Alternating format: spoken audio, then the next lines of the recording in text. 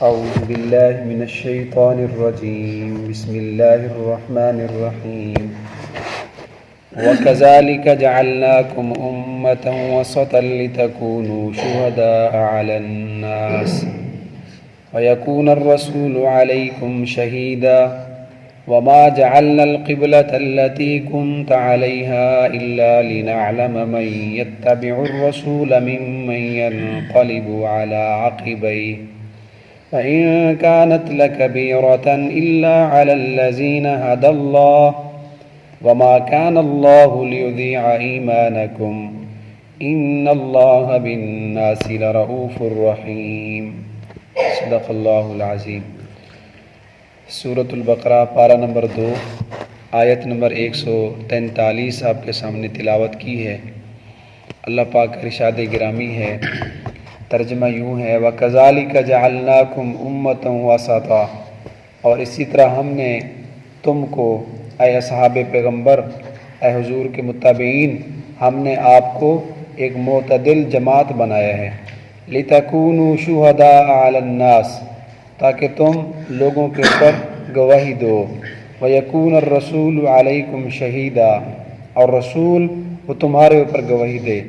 وَمَا جَعَلْنَا الْقِبْلَةَ الَّتِي كُنْتَ عَلَيْهَا، اور وہ قبلہ جس پر آپ پہلے تھے وہ تو ہم نے اس لیے تبدیل کیا ہے إِلَّا لِنَعْلَمَ مَنْ يَتَّبِعُ الرَّسُولَ، تاکہ ذرا ہم دیکھ لیں کہ کون ہے جو رسول کی اتباع کرتا ہے اور کون ہے جو الٹے پاؤں واپس مڑ جاتا ہے۔ وَإِنْ كَانَتْ لَكَبِيرَةٌ، یہ قبلے والی تبدیلی اگرچہ یہ بہت بھاری ہے، بہت وزنی ہے، إِلَّا عَلَى الَّذِينَ هَدَى اللَّهُ، مگر جن کو اللہ نے ہدایت دی ہے ان کے لیے یہ تبدیلی کوئی بڑی بات نہیں ہے۔ وَمَا كَانَ اللَّهُ لِيُضِيعَ إِيمَانَكُمْ، اور اللہ تمہارے ایمانوں کو ہرگز ضائع نہیں کرے گا۔ ان اللہ بالناس لرؤوف الرحیم، بے شک اللہ لوگوں کے ساتھ بڑا مہربان ہے، رحیم بہت رحم کرنے والا ہے۔ باران رحمت بھی ہو رہی ہے، دل جمی کے ساتھ درس قرآن سنیے، اللہ تعالی ہمارے دلوں پر بھی اپنی رحمت نازل فرمائیں گے انشاءاللہ قرآن کی برکت سے۔ اسی طرح ہم نے آپ کو امت معتدل بنایا ہے۔ پچھلی آیت کے اندر اللہ پاک نے یہ بتلایا تھا کہ ہم نے آپ کو قبلہ عطا فرمایا، خانہ کعبہ، دوبارہ اس کی طرف نماز پڑھنے کی اجازت مل گئی، اور یہ قبلہ بھی اس امت کے لیے بہت بڑی شان ہے، بہت بڑی عظمت اور فضیلت کی چیز اللہ نے بنائی ہے، جو سب چیزوں سے افضل اور اشرف اور اعظم ہے۔ اللہ پاک نے اس قبلے کے بارے میں فرمایا ان اول بیت وضع للناس، کہ سب سے پہلا گھر یہ خانہ کعبہ ہی ہے، اور کائنات میں جتنے بھی گھر ہیں، جتنی بھی چیزیں ہیں، سب سے یہ افضل اور اعلیٰ ہے، اور یہ اللہ نے اس امت کو عطا فرمایا۔ پھر فرمایا اسی طرح جیسے ہم نے آپ کو یہ قبلہ دیا تو اس طرح آپ کی امت کو ہم نے دوسری خصوصیت اور امتیازی شان یہ بھی دی ہے کہ ہم نے آپ کو ایک معتدل امت بنایا ہے۔ جعلناکم امۃ وسطا۔ حضرت ابو سعید خدری رضی اللہ تعالیٰ عنہ فرماتے ہیں کہ میں نے حضور علیہ السلام سے پوچھا کہ یا رسول اللہ اس واسطہ کا کیا معنی ہے، واسطہ سے کیا مراد ہے کہ آپ کی امت وہ امت واسطہ ہے؟ تو حضور علیہ السلام نے اس کی تشریح عدل سے کی، مطلب آپ برابری کرنے والی امت ہیں، اور آپ ایک معتدل امت ہے جو اعتدال سے چلتی ہے، اس میں کوئی افراط تفریط نہیں ہے۔ اب یہ امت جو ہے یہ واسط ہے، واسط کا زیادہ جو مفسرین نے معنی کی ہے وہ آگے خود اللہ پاک نے اس کی تشریح بھی کر دی۔ واسط کا مطلب یہ ہے برابری کرنے والے ہو، لِتَكُونُوا شُهَدَاءَ عَلَى النَّاسِ، کہ تاکہ تم ایک بہت بڑا مقدمہ اللہ کی بارگاہ میں جو روز محشر کو چلنے والا ہے اس میں تم لوگوں کے خلاف گواہی دو، اور رسول تمہارے اوپر گواہی دے۔ روز قیامت اللہ تبارک و تعالیٰ جب اولین آخرین تمام لوگوں کو جمع کریں گے، تمام انبیاء وہاں جمع ہوں گے، تمام انسان وہاں جمع ہوں گے، ہر نبی کی امت وہاں جمع ہوگی، تو اللہ رب العزت انبیاء کرام سے پوچھیں گے کہ کیا تم اپنی امت کو تم نے صحیح طرح ہدایت پہنچائی تھی؟ کیا امت تک اپنی شریعت اپنا دین پہنچایا تھا یا نہیں پہنچایا تھا؟ تو سارے کہیں گے یا اللہ ہم نے تو اپنی امت تک اپنا حق پہنچا دیا۔ تو بعض انبیاء کرام ایسے ہوں گے کہ ان کی جو امت ہوگی وہ مکر جائے گی، وہ پھر جائیں گے، کہیں گے یا اللہ نہیں، اس نبی نے تو ہمارے اوپر کوئی ہمارے تک کتاب نہیں پہنچائی، کوئی ہدایت کی بات ہمیں نہیں بتائی، کوئی اللہ کے احکامات ہمیں نہیں سنائے، تو واضح انکار کر دیں گے۔ تو اللہ تعالیٰ انبیاء سے پوچھیں گے کہ کیا تمہارے پاس کوئی دلیل ہے کہ جس کے مطابق تم یہ گواہی دے سکو، گواہ پیش کرو کہ تم نے اپنی امت تک یہ اپنی کتاب، اپنی شریعت پہنچائی تھی؟ اگر ہے گواہی تو گواہی دو۔ تو اس وقت یہ انبیاء کرام اللہ تعالیٰ کو فرمائیں گے یا اللہ جی ہمارے پاس گواہ ہیں، ہم گواہ لے آتے ہیں۔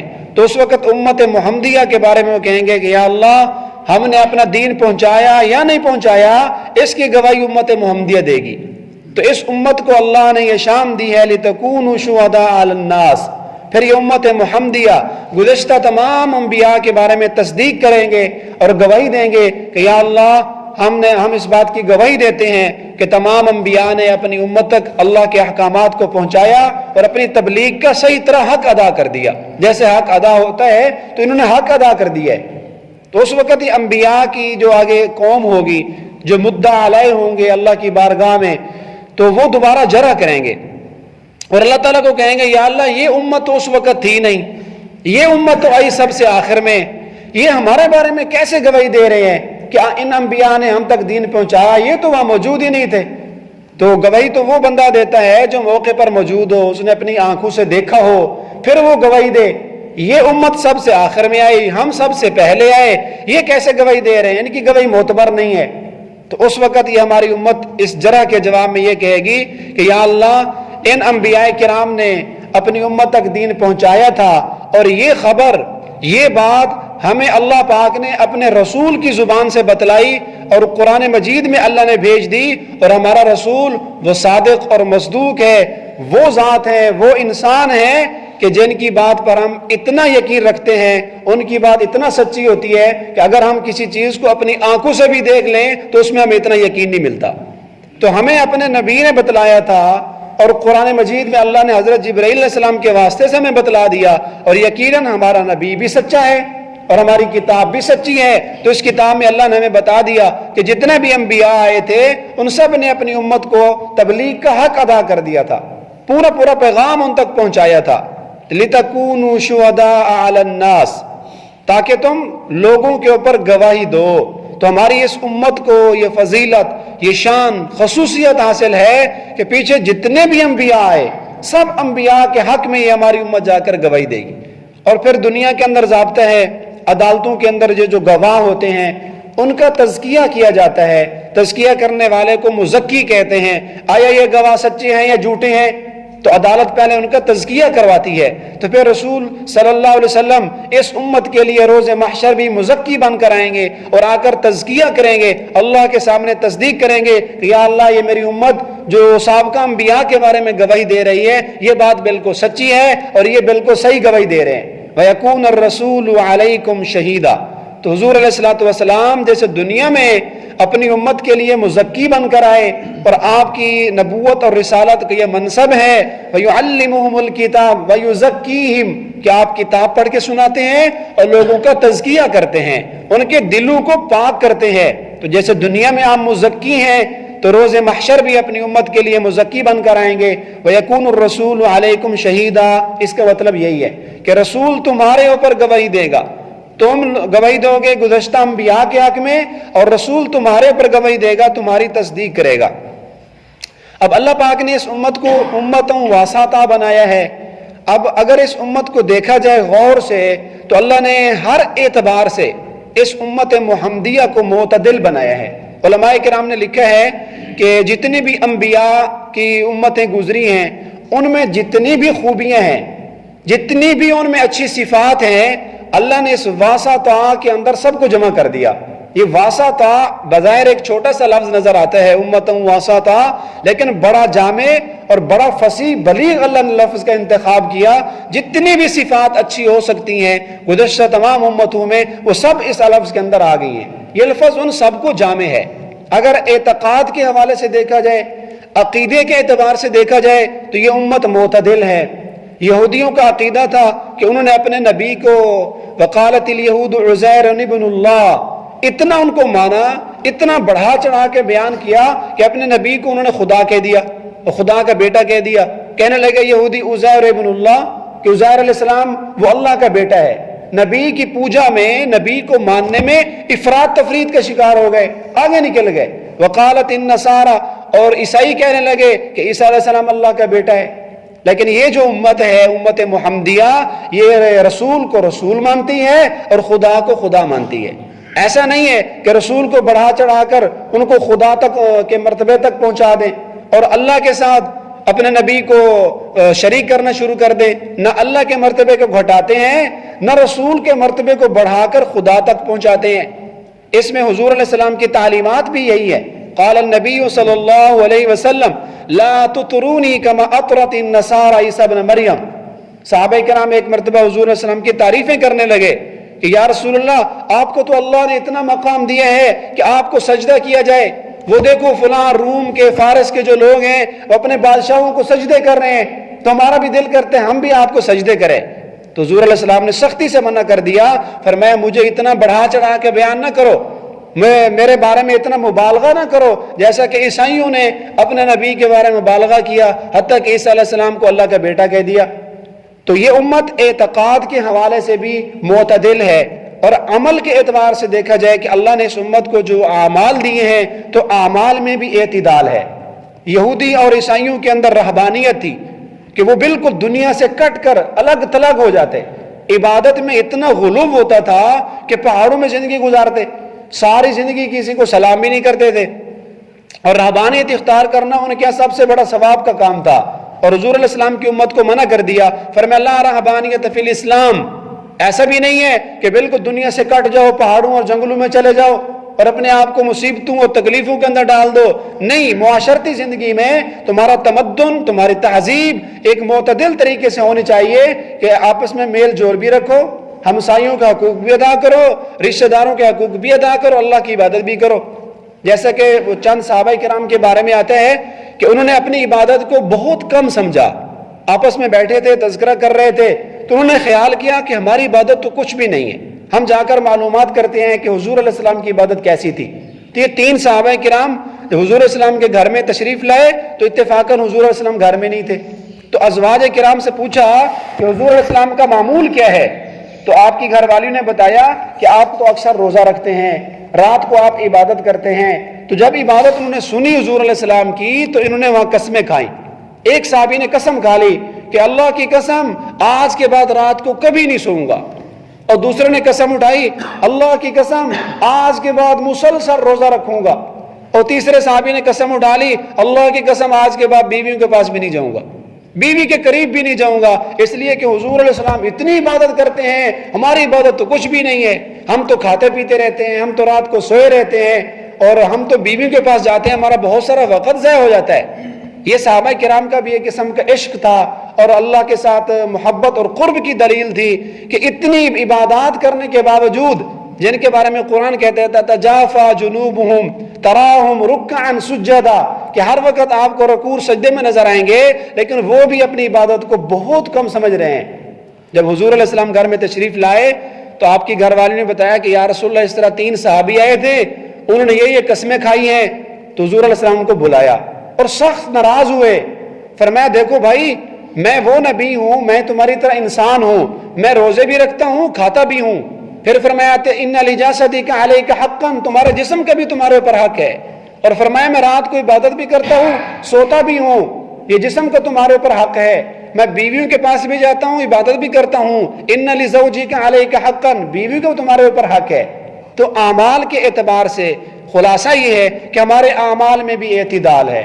الگ تھلگ رہنا یہ اسلام میں جائز نہیں ہے، اور لوگوں کے حقوق مارنا اور فقط عبادت میں اللہ اللہ میں لگے رہنا، ہمسایوں کا خیال نہ کرنا، غریبوں کا حق ادا نہ کرنا، اور صرف ذکر میں ہی عبادت میں ہی بیٹھے رہنا، اس کو بھی اسلام میں پسند نہیں کیا گیا. اور اسی طرح جتنے بھی اعمال ہیں یہ امت ان سب اعمال میں لگی ہوئی ہے. جہاد کا فریضہ ہے تو اللہ نے کچھ لوگوں کو منتخب کر کے جہاد کے لیے منتخب کر لیا، تو ان کے ذمہ ڈیوٹی ہے کہ وہ جہاد کر رہے ہیں. اور کچھ ہے تبلیغ میں، دعوت اسلام میں لگے ہوئے ہیں، کچھ تدریس میں لگے ہوئے ہیں. تو یہ امت اعمال کے اندر معتدل ہے. ایسا نہیں ہے کہ جیسے گزشتہ قومیں تھیں کہ وہ صرف اللہ تعالیٰ کے الگ تھلگ رہنے کو، عبادت کو ہی دین سمجھتے تھے، تو ہماری امت میں ایسا ہرگز بالکل نہیں ہے۔ تو یہ بھی اعمال کے اندر اعتدال ہے۔ اور آگے فرمایا وَمَا جَعَلْنَا الْقِبْلَةَ الَّتِي كُنْتَ عَلَيْهَا إِلَّا لِنَعْلَمَ، کہ یہ جو ہم نے قبلے کی تبدیلی کا حکم دیا ہے، پھر یہ گزشتہ مضمون دوبارہ اللہ نے ذکر کر دیا، فرمایا جو ہم نے قبلے کو تبدیل کیا ہے نا، یہ صرف اس لیے ہے کہ اللہ لوگوں کو دیکھنا چاہتا ہے۔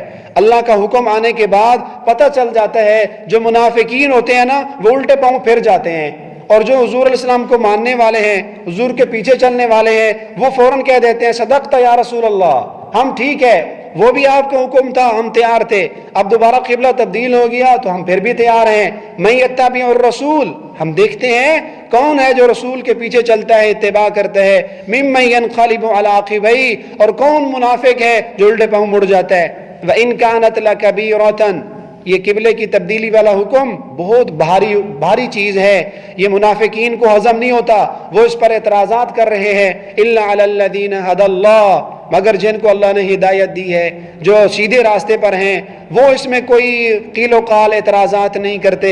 وَمَا كَانَ اللَّهُ لِيُضِيعَ إِيمَانَكُمْ، اور اللہ کی یہ شان نہیں ہے کہ اللہ تمہارے ایمان کو ضائع کر دے، بلکہ اللہ تو چاہتا ہے کہ تم اللہ کے راستے پر آ جاؤ، اس کی طرف آ جاؤ۔ اگر تم ایمان ضائع کرتے ہو تو خود ایسے اعمال کر رہے ہو جس کی وجہ سے تمہارا ایمان ضائع ہو رہا ہے۔ ان اللہ بالناس لرؤوف الرحیم، بے شک اللہ تو لوگوں کے ساتھ بڑا مہربان ہے اور بہت زیادہ رحم کرنے والا ہے۔ تو عزیز دوستو، اللہ پاک نے اس امت کو جو شانیں دی ہیں، اس میں سے ایک بہت بڑی شان، اس آیت کا خلاصہ یہ ہے کہ اس آیت کے اندر اللہ نے اس امت کی بہت بڑی خصوصیت اور امتیازی شان بیان کر دی کہ یہ امت ہمیشہ معتدل ہے، اعتدال کے ساتھ چلنے والی ہے، اور ہمارے دین اسلام میں اعتدال کو، میانہ روی کو بہت زیادہ پسند کیا گیا۔ معیشت کے اندر بھی، کاروبار کے اندر بھی، روزی کمانے میں بھی حضور علیہ السلام نے جو ہمیں گر بتائے، جو کامیاب اصول بتائے، اس میں بھی سب سے پہلے ہمیں میانہ روی کی تعلیم دی۔ الاقتصاد فی النفقہ نصف المعیشہ، فرمایا دیکھو اگر امیر بننا چاہتے ہو، اگر چاہتے ہو کہ ہمارے پاس دولت کی فراوانی ہو، تو پھر میانہ روی پہ آؤ، اور میانہ روی کا بھی اصول بتا دیا کہ میانہ روی کسے کہتے ہیں، اعتدال کسے کہتے ہیں۔ فرمایا انظروا الی من هو اسفل منکم، اس کو دیکھو جو تم سے نیچے درجے میں ہے، لا تنظروا الی من هو فوقکم، اس کو مت دیکھو جو تم سے اوپر ہے، آپ اس آدمی کو دیکھیں جو غریب ہے، جو آپ کے نچلے درجے کا ہے۔ اگر اللہ نے آپ کو گاڑی نہیں دی تو چلنے کے لیے پاؤں تو دیے، اگر موٹر سائیکل والا کار والے کو دیکھے گا تو نہ شکری پیدا ہوگی، کہے گا میں تو کسی کھاتے کا نہیں ہوں، موٹر سائیکل کو بھگا رہا ہوں، مٹی گرد و غبار گرمی سردی مجھے لگتی ہے، مزے تو کار والے کے ہیں، وہ کتنے مزے میں جا رہا ہے، میں تو بڑا ذلیل ہوں۔ تو اس کو کار والے کو نہیں دیکھنا چاہیے، وہ دیکھ اپنے سے نیچے والے کو دیکھے۔ اگر اللہ نے آپ کو گاڑی نہیں دی تو اللہ نے چلنے کے لیے پاؤں دیے۔ تو یہ ایک میں موٹی سی مثال دے رہا ہوں عام فہم، ورنہ ہر چیز کے اندر حضور علیہ السلام ہمیں یہ فرمایا کہ اپنے سے نیچے والے کو دیکھو، اس کو دیکھو جو غریب ہے، جس کے گھر میں چولہا بھی نہیں جلتا، جس کے پاس پہننے کے لیے کپڑے بھی نہیں ہیں، رہنے کے لیے مکان بھی نہیں ہے، اس کو دیکھو گے دل میں سکون آئے گا۔ اگر اپنے سے اوپر والے کو دیکھو گے ناشکری پیدا ہوگی اور بے چینی اضطراب ہوگا۔ تو یہ ہے میانہ روی۔ فرمایا کہ گھر کے اندر اخراجات کے معاملے میں تم میانہ روی اختیار کرو، اللہ نے جتنا تمہیں دیا ہے اس کے مطابق خرچ کرو، جس کو ہمارے اردو میں کہا جاتا ہے چادر دیکھ کر پاؤں پھیلاؤ۔ تو یہ وہی میانہ روی کی مثال ہے۔ تو جو آدمی اپنے اخراجات میں میانہ روی سے کام چلاتا ہے، فضول خرچی نہیں کرتا، ایک دوسرے کو دیکھ کر اپنا مال اڑاتے نہیں ہیں، جیسا کہ ہمارے یہاں ایسا ہوتا ہے شادی بیاہ میں اور خوشی غمی کے اندر بدعات رسومات میں ہم اس طرح آگے نکل گئے کہ اپنے مال کو بے جا خرچ کرتے ہیں، اور ان چیزوں میں تو لوگ قرضے اٹھا کر اپنے یہ پروگرام منعقد کرتے ہیں، شادی کا ہو، بعض تو غمی کے اندر بھی بہت زیادہ آگے نکلے ہوئے ہیں، تو قرضہ اٹھا لیا 3-4 لاکھ، خوشی غمی تو ہو گئی، لیکن پھر ساری زندگی پریشان ہوتے ہیں، قرضہ اترتا نہیں ہے، معاملہ خود کشی تک جا پڑتا ہے۔ وجہ یہ ہے کہ ہم نے امتوں واسطہ تھا، ہم نے اعتدال اختیار نہیں کیا، جو ہماری یہ خوبی تھی اعتدال میں رہنا، ہم نے اس کو چھوڑ دیا۔ اب دیکھیں آپ علیہ الصلوۃ والسلام کے جو متعدد نکاح ہیں، حضور علیہ السلام نے کئی ساری جو شادیاں کی ہیں، یہ بھی ایک اعتدال کا درس ہے۔ بعض ازواج کے ولیمے کے اوپر حضور علیہ السلام نے گوشت روٹی کا انتظام کیا، بڑا عالی شان ولیمہ کیا، اور بعض ازواج کے ولیمے کے اوپر حضور علیہ السلام نے صحابہ کرام کو فرمایا کہ اپنے اپنے گھر سے لے آنا، تو کوئی صحابی گھر سے پنیر لے آیا، کوئی گھر سے شہد لے آیا، کوئی چیز لے آیا، کوئی گھر سے دودھ لے آیا، تو حضور علیہ السلام نے صحابہ کرام کو دودھ پلا دیا۔ تو یہ امت کو درس ہے کہ اگر اللہ نے آپ کو بہت زیادہ مال دیا ہے تو آپ عالی شان ولیمہ کریں، اگر آپ کے پاس وسعت نہیں ہے تو آپ اپنے شادی میں آنے والوں کو دودھ پلا دے، ان کو ہلکا سا کھانا کھلا دے، لیکن قرضہ اٹھا کر دیکھا دیکھی مہنگے فضول خرچے کر کے ولیمے کرنا، پروگرام کرنا، اپنا مال کر عیاشی کے اندر اڑانا، یہ کوئی اعتدال نہیں ہے۔ اللہ رب العزت سے دعا ہے کہ اللہ پاک ہمیں ہر چیز کے اندر، عقائد کے اندر بھی، اعمال کے اندر بھی ہمیں اللہ تعالیٰ اعتدال نصیب فرمائے، اور اس آیات کے اوپر، احکامات کے اوپر ہمیں پورا عمل کرنے والا بنا دے۔